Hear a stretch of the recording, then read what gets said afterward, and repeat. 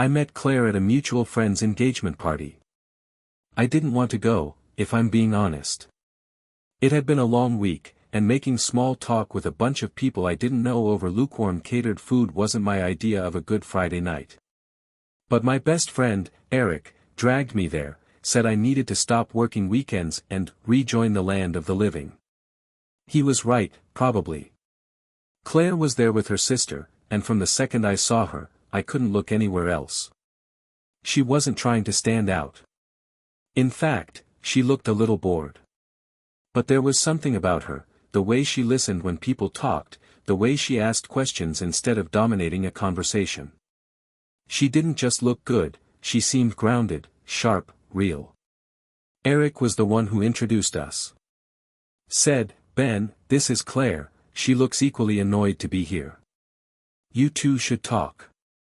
That was his style, always just throwing people together and walking away. But he wasn't wrong. We clicked fast. Talked the whole night. She teased me about my tie. I told her I thought she looked like the only person in the room who actually had plans afterward. We started dating the next week. Nothing dramatic, dinner, a walk, another dinner. It didn't feel rushed or forced. It just moved forward. By month 3, I wasn't dating anyone else. By month 6, neither was she. We got married 2 years later. Small wedding, local venue, no fireworks. Just a lot of laughter, a lot of dancing, and a moment during the vows where my voice caught and she squeezed my hand like we were already in sync for life. Claire had a background in interior design, she did freelance projects, helped people redo rooms, staged homes for realtors. I worked in financial consulting. Long hours, spreadsheets, phone calls in the car. We balanced each other out, she reminded me to slow down, I reminded her to actually invoice her clients. We bought a house in a quiet neighborhood just outside the city. Not huge, but clean, bright, and ours. Eric lived 20 minutes away, and we saw him often. He was like family, dinners, birthdays, random drop-ins just to borrow tools and stay for a beer. Claire and Eric got along well. She said he reminded her of her brother, loud, smart, loyal in his own way. We had 2 kids, Ava and Nolan. They were 4 and 6 now. Ava loved puzzles and asking too many questions. Nolan was a whirlwind of energy, always running, always climbing, always hungry. Claire handled mornings. I handled bedtime. We switched for weekends. Life felt full, the kind where things fall into a rhythm before you realize they've become the default. Claire ran the house with a kind of casual efficiency, school forms signed, dinner always planned, laundry rotated like magic. I handled the taxes, the yard, the car repairs. It wasn't perfect, but it worked. Weekends were our reset. Mornings with the kids piled between us on the couch, cartoons humming in the background, Claire sipping her coffee while flipping through design magazines. We took turns cooking, she made better pancakes, I handled anything on the grill. Sometimes we'd pack the kids up for a park trip or just stay home and tackle little projects. She loved moving furniture around every few months, claiming it gave the rooms new energy. I always ended up holding something heavy, but I didn't mind. Evenings were slower. Once the kids were down, we'd sit on the porch if it was warm, or put something on in the background while we both half worked, half talked. She'd sketch ideas, I'd wrap up emails. It wasn't glamorous, but it was us, steady, full, normal in a way I appreciated more with each passing year. Claire always said she wasn't a morning person, but you wouldn't know it if you saw her during the school rush. She moved like she was running a kitchen on a tight schedule, cereal poured, lunchboxes packed, socks matched and double-checked, all while calmly answering Nolan's endless questions about dinosaurs and Ava's stories from the dream she had the night before. By the time I came downstairs, everything was in motion. I handled drop-off on my way to work. Claire liked the few quiet minutes that followed, when the house emptied out and she could focus. Her projects had picked up again, a few local clients, some staging work, and a kitchen remodel she was excited about. She worked out of the home office, sometimes blasting music, sometimes working in silence for hours with a cup of tea that always went cold before she remembered it. We had dinner together most nights. Claire liked trying new recipes when she had time, and when she didn't, we stuck to what we knew: pasta, roasted chicken, leftovers from Sunday. The kids took forever to eat, always bargaining for one more bite of this if it meant one less of that. Claire had more patience for it than I did, and I liked watching her navigate it. Calm, firm, a little amused. She never looked more in control than when she was in the middle of some minor domestic chaos. Bedtime was usually mine. Claire used that time to reset the house: dishes, laundry, a quick vacuum if the day had gotten especially messy. Once the house was quiet, we'd meet on the couch, sometimes talk, sometimes sit in a kind of silence that doesn't feel empty. Just comfortable. I was working longer hours lately. Not by choice, but a few of our clients were going through mergers, and I was leading 2 audits that were running tighter than expected. Claire never gave me grief for coming home late. She got it. She'd send me photos of the kids eating dinner, or Ava doing her homework, or Nolan proudly holding up a drawing. I saved every one. Weekends were for family. Claire didn't overschedule like some parents we knew, no back-to-back playdates or sports leagues we couldn't keep up with. She liked slow mornings, grocery runs with Ava, planting herbs out back. I'd toss the ball with Nolan or fix something minor in the garage that didn't really need fixing. We liked being around each other, even if we weren't always doing the same thing. Occasionally we'd get a sitter and go out, usually somewhere familiar, somewhere quiet. Claire always ordered the same thing, always made me laugh about something small. She had a habit of stealing food off my plate like she wasn't going to finish her own, and I never stopped pretending to be annoyed. We didn't travel much. It was easier to stay local with the kids still young. But Claire talked about taking them somewhere special once they were both old enough to remember it. A road trip, maybe. A beach. Somewhere that didn't feel like an extension of our regular lives. We had plans. They weren't dramatic. But they were ours. The house felt like a working machine most days. Not in a cold, mechanical way, more like a rhythm that ran smoothly because we both kept it moving. Claire was the detail person. She remembered when library books were due, who needed new shoes, which drawer the spare batteries were actually in. I took care of the bills, the maintenance stuff, the appointments that always needed to be scheduled but never were until she nudged me. Ava had started asking bigger questions lately, things about the stars, where animals go when it rains, how money actually works. Claire loved it. She said it meant she was getting curious in the right ways. Nolan was still in full action mode. He ran everywhere. If he wasn't moving, he was either asleep or about to break something. But Claire had this way of getting him to sit still, even if only for 5 minutes, and he'd rest his head against her like he needed to recharge. We'd built something that felt solid. Not flashy, not showy, just reliable. Claire had filled our home with little things that made it feel lived in: framed photos on the stairs, half-finished craft projects on the dining table, always a candle burning somewhere. The kind of place people stepped into and said, "This feels like home." We didn't have big fights. Sure, we had moments, usually about time, about how often I worked late, about how sometimes she felt like the mental load was leaning too far to her side. But they passed. We were good at recovering. No long silences. No sleeping on the couch. Just 2 people who had learned how to disagree without turning it into a war. One night, after the kids were in bed, she pulled out her laptop and sat on the floor by the coffee table. She was sketching out ideas for a client's guest room, flipping through samples and swatches.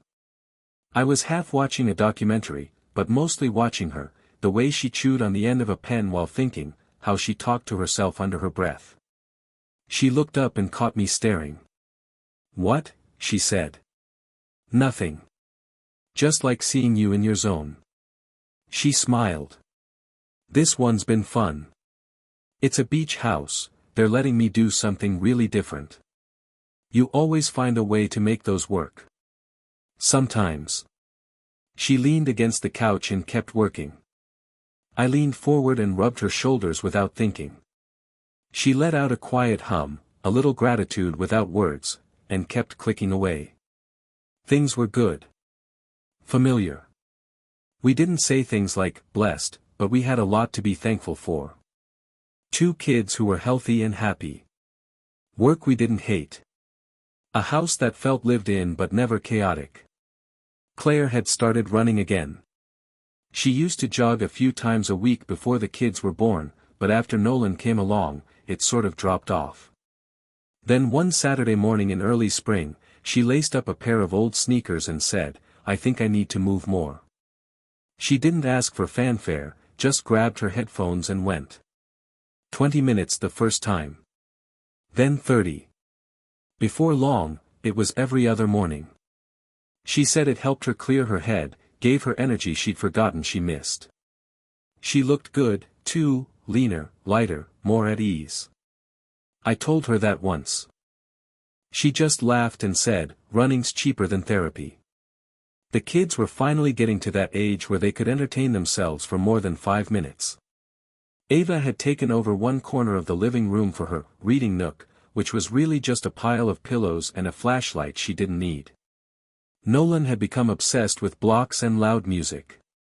Claire kept a playlist of songs that made him dance, just to buy herself 20 minutes of calm when she needed it. Work for me had finally stabilized. One of the audits wrapped up, and I was home at a decent hour more often. We started having dinner as a family again without me running in halfway through the meal. Claire seemed glad. Not over the top, just more relaxed when I was around, less stretched thin. One Friday, we hired a sitter and went out to eat. Just the 2 of us. Not a special occasion, just time. Claire wore a black dress she hadn't touched in months, the kind that made people glance twice without knowing why. I complimented her, and she rolled her eyes like she always did, but she smiled afterward. Over dinner, we talked about everything but the kids. Her newest client wanted to turn a garage into an office/recording studio. I told her I didn't think that was a real thing. She pulled out her phone to show me inspiration photos and proved me wrong, as usual. I loved watching her work through a challenge in her head, turning chaos into something that made sense. We didn't rush through the meal. We lingered. It felt like we were dating again, just sitting across from each other, no interruptions, no responsibilities tugging at us for an hour or 2. That weekend, Claire cleaned out the guest room closet. She said she wanted to make space for her work materials, swatches, samples, things she usually kept scattered in drawers. She boxed up some old coats, a stack of books we hadn't touched in years, a few things that had belonged to her mom. She worked quietly, headphones in, music low enough for me to still hear the muffled beat. At some point, I peeked in and saw her sitting cross-legged in the middle of it all, sorting a box of fabrics by color. She looked peaceful. Like someone who had carved out a small square of the world that was just hers. There was nothing strange about it. It started with a look. One of those barely there glances that should mean nothing, and probably would have, if I hadn't been paying attention. Claire had just finished getting ready in the bathroom. She was wearing something casual, jeans and a light sweater, nothing out of the ordinary. I was standing in the doorway, talking about Nolan's birthday party and whether we should rent one of those backyard play structures. She wasn't distracted, not exactly, just, somewhere else. She looked up halfway through my sentence, nodded too quickly, and then went back to fixing her hair. You all right? I asked. She blinked like I'd pulled her out of a fog. Yeah, sorry. Just thinking about the week ahead. That made sense. She had a couple projects coming up, and I knew one of her clients was being difficult with a budget. But something about the way she came back to the conversation felt too smooth. Like she'd just slipped on a face she kept nearby. That was the first time I noticed it. Another day, I came home from work early. Just an hour ahead of schedule, nothing big. Claire didn't hear me come in. I found her in the kitchen, leaning against the counter with her phone in one hand, smiling. A quiet, private kind of smile. The kind people make when they think they're alone. When she saw me, she straightened up a little too fast and set the phone down beside the fruit bowl. "You're home early." "Traffic was light," I said. She walked over, kissed me on the cheek, and started asking about my day. Seamless. Natural. But that smile, it stuck with me. It wasn't wrong. Just, off. I wasn't suspicious, not really. There was nothing obvious. She wasn't secretive with her phone. She still laughed at my jokes. We still had dinner together, still had the kind of conversations couples fall into after a decade, light, comfortable, broken up by kids yelling from the other room. But I started noticing little changes. She was checking her phone more often. Not obsessively. Just quick glances, screen on, swipe, screen off. Sometimes in the middle of a conversation. Sometimes when she thought I wasn't looking. One night I asked her if she wanted to watch a movie after the kids went to bed. She hesitated, then said she was behind on emails and needed to catch up on some work. I believed her. I did. But I found myself checking the browser on our shared tablet the next day. Not for anything specific, just looking. Nothing stood out. That should have made me feel better. But it didn't. The next time we went out, it was for a double date, a couple from Nolan's daycare. Claire was polite, friendly, laughed in the right places, but I noticed she checked her phone twice during dinner. When I asked her about it later, she said it was a group chat about a design emergency. Nothing unusual. I didn't ask to see the messages. I didn't even want to. That wasn't who I was. That wasn't who we were. Still, something had shifted. I just couldn't name it yet. A few days later, I noticed Claire had started sleeping with her phone on silent. Not "do not disturb," which she'd used before, full silent, no buzz, no light. Just dark. It sat face down on her nightstand like it had something to hide. She didn't mention it, and I didn't ask. But once you notice something like that, it doesn't go unnoticed again. That same week, she switched up her routine. Claire had always been consistent, workouts in the morning, errands mid-afternoon, emails at night once the kids were in bed. But now she'd slip out in the evenings. Nothing strange on its own, just little things. A quick run to the store, meeting a friend for coffee, dropping something off at a client's place. Every time, she'd come back the same way she left, casual, warm, present. Nothing out of the ordinary. But I started keeping mental tabs. Not in an obsessive way. Just noting the time she left and the time she got back. I never said anything. I just paid attention. One Thursday, I came home a bit earlier than expected. The house was quiet. Claire's car was in the driveway, but when I stepped inside, I didn't see her. The kids were still at their after-school program, so I figured maybe she was upstairs. I called her name. No answer. When I rounded the corner to the kitchen, she appeared from the guest room, the one she'd turned into her project space.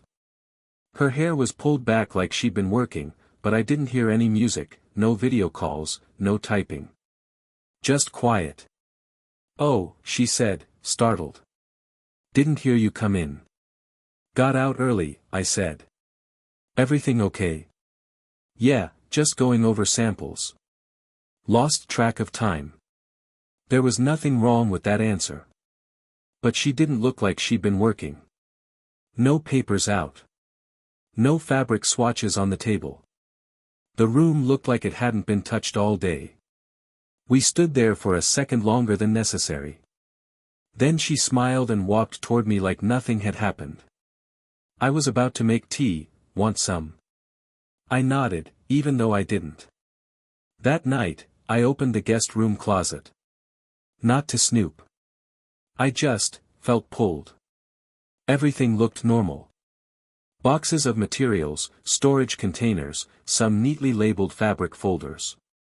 But then I noticed a small bag tucked behind one of the bins, not hidden, but not in plain sight either. It was a makeup bag. Travel size. Nothing fancy. I zipped it open.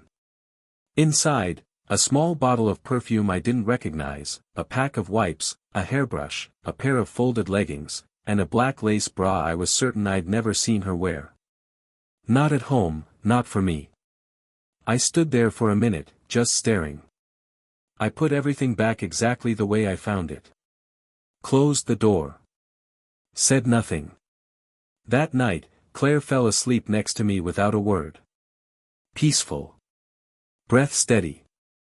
I stared at the ceiling for a long time. There was still no proof. No confrontation. But the quiet was different now. Thicker. Eric and I met in college. He was loud, reckless, funny in the kind of way that made strangers want to be around him. We weren't supposed to be friends, I was quieter, more focused, but something about the difference worked. We shared an apartment senior year, split grocery bills, covered for each other during finals. He was the guy who gave the worst advice in the best way and still showed up at 3 a.m. if you needed someone to haul your broken-down car out of a ditch. We stayed close after graduation. He started a marketing firm and somehow made it work, even though he never seemed to take anything seriously. I moved into finance. Got married first. Had kids first. He joked that I was his test drive for adulthood, always watching what I did so he'd know what not to do. He met Lily about 2 years ago. Soft-spoken, kind, total opposite of him. It worked, surprisingly. They got engaged fast.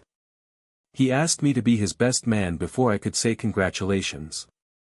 Claire liked Lily from the start. Said she was normal, which, in Eric's orbit, was the highest praise. The wedding was set for early summer, and it was going to be big.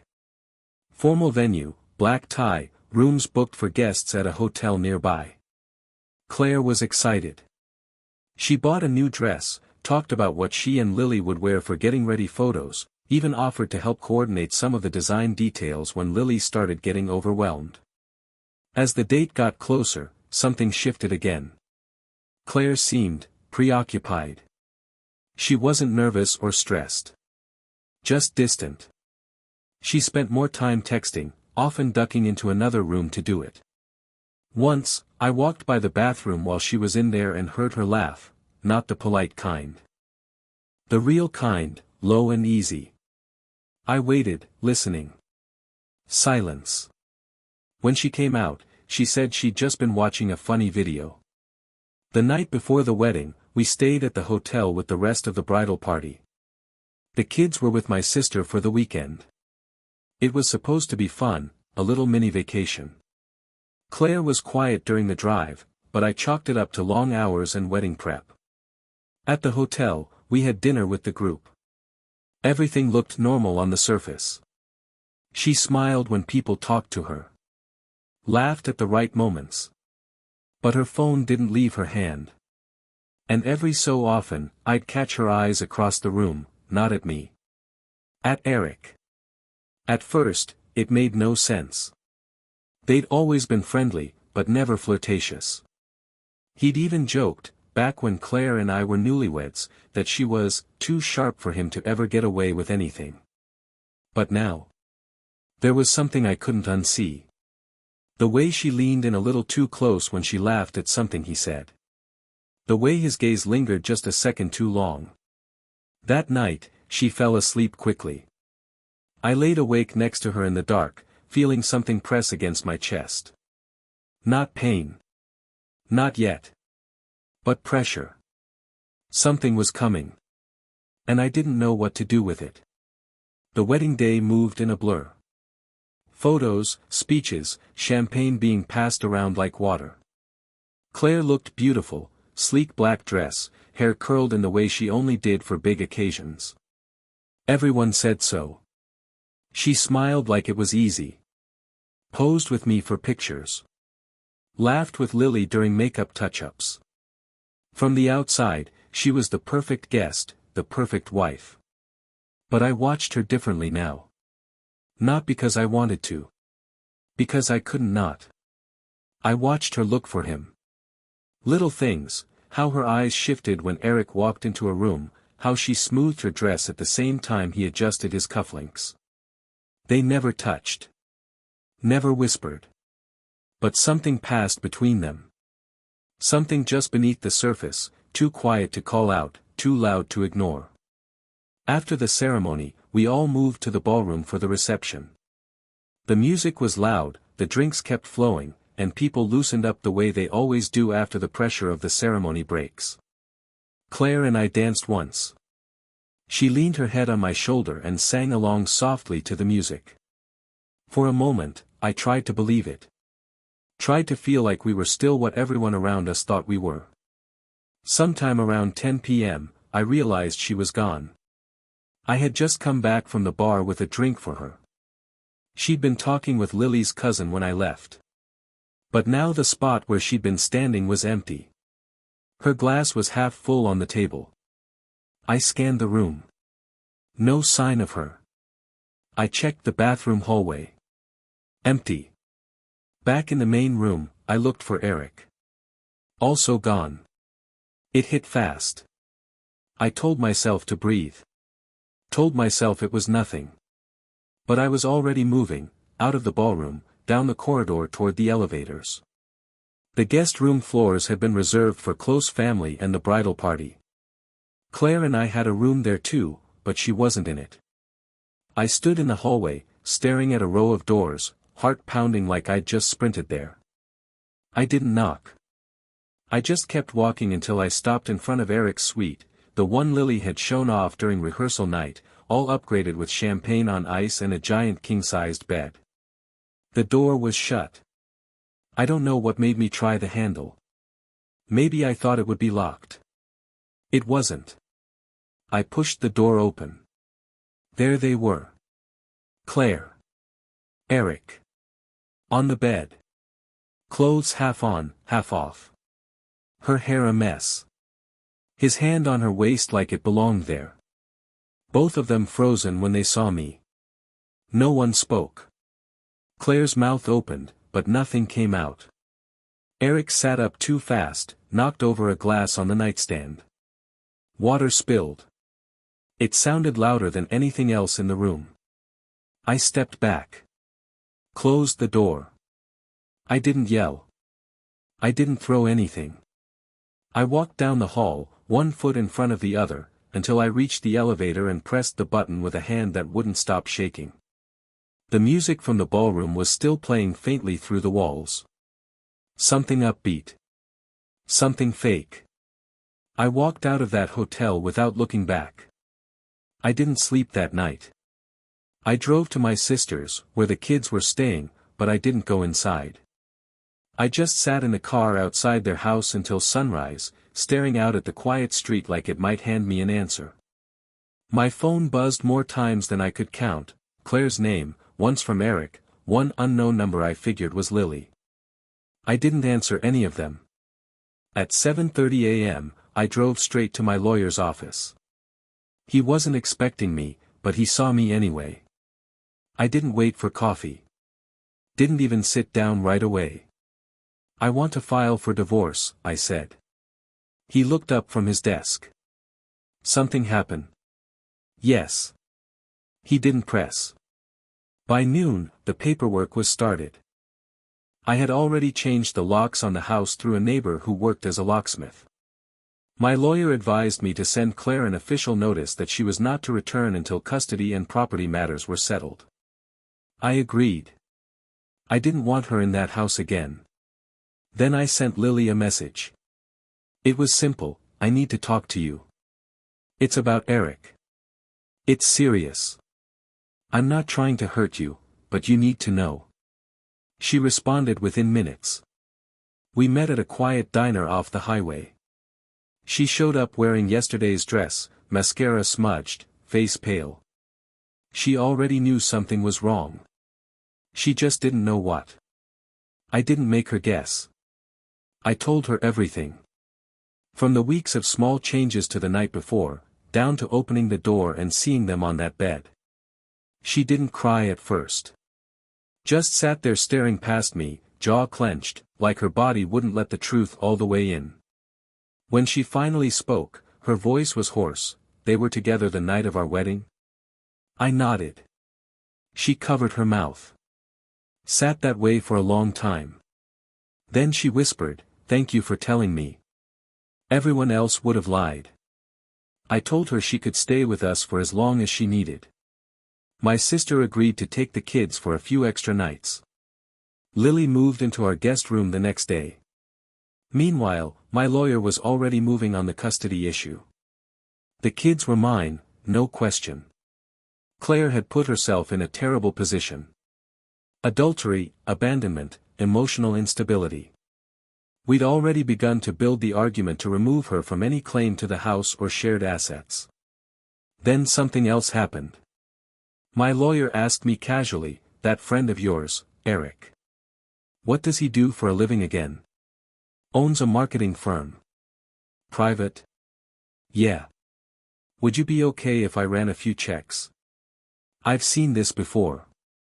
Guys like that often run fast and loose with the numbers. If he's sloppy in his personal life, he might be sloppy with the IRS too. I said yes. 2 days later, he called me back. His voice had a sharp edge to it. "Ben, your friend's company has been misreporting income for 3 years. Millions in revenue unaccounted for. It's not just shady. It's criminal." Within a week, the IRS had been notified. An investigation opened. Fines were calculated. Eric's company was hit with $1 million penalty. His accounts were frozen. His investors bailed. He lost everything. Claire lost everything. Lily and I. We hadn't planned on surviving it together. But we did. The silence that followed was different than I expected. It wasn't peace, not at first. It was more like a deep, low hum beneath everything, like the ground was still settling after a quake. Claire tried to reach out the first few days. Calls. Messages. Emails. None of them angry. All of them desperate in that controlled way, like she still thought she could explain it, or spin it, or maybe just rewind time. I didn't answer. She stopped showing up to her design jobs. One of her former clients, a friend of mine through work, messaged me to say Claire hadn't returned any emails. She was unraveling. I could feel it, even without seeing her. But I had no interest in watching it happen.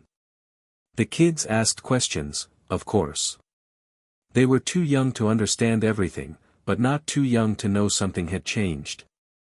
I gave them careful answers. Told them their mom was staying somewhere else for now. That it wasn't their fault. That nothing about what was happening would ever change how much we both loved them. They took it better than I feared. Kids adapt faster than adults, maybe because they're not pretending things are fine when they're not. Lily stayed in the guest room. At first it was quiet between us, polite, supportive, but distant. She was grieving something I knew too well, the slow-motion collapse of a future you thought was real. But there was no awkwardness. No need to explain the silence. We'd both lived through the same wreckage. There was an understanding in the way we passed each other in the hallway, in how we checked on each other without pushing. A few weeks later, the divorce was finalized. Claire had no leverage. Not after the documentation, the statements, the accounts. I kept the house. I got full custody. She got visitation under court supervision, and even that would be reevaluated. My lawyer said he'd never seen someone lose a case that quickly without even putting up a fight. She signed the paperwork in silence. Eric was dealing with his own fallout. His company was done. Liquidated within 2 months. Some of his employees filed lawsuits. One of his investors went public with a statement about fraud and betrayal. The IRS moved fast. His accounts were frozen, and Lily, with my lawyer's help, filed to nullify the marriage on grounds of fraud before the ink on the wedding certificate even dried. He tried reaching out to her. She never answered. We didn't celebrate. There wasn't some big victory moment. Just quiet. Order. The kind of stillness that comes after a long, endless hum. One night, I walked past the guest room and saw the door cracked open. Lily was sitting on the edge of the bed, holding one of Ava's drawings, the one she'd made for Aunt Lily after the first week she stayed with us. It was crayon, messy, full of hearts. She left a lot behind, Lily said without looking up. We both did, I said. She finally looked at me, and for the first time in weeks, I saw something different in her eyes. Not just hurt. Something steadier. We're not broken, you know, she said. No, I said. We're not. Summer settled in with long evenings and slower mornings. Claire moved into a one-bedroom apartment across town.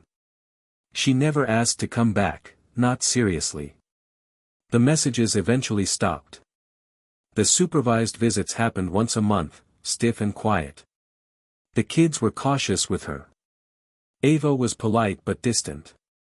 Nolan didn't really understand what was going on. They asked more about her at first, but over time, they just stopped. Lily stayed with us for 6 weeks. We never talked about making it permanent. We didn't need to. From the start, there was a quiet understanding, this was temporary, healing space, not some shortcut into a new life. The kids adored her. They called her Aunt Lily, and she fit the title easily. She read to them at night when I was buried in work. She taught Ava how to braid her own hair, helped Nolan build a Lego tower taller than the coffee table. She never overstepped.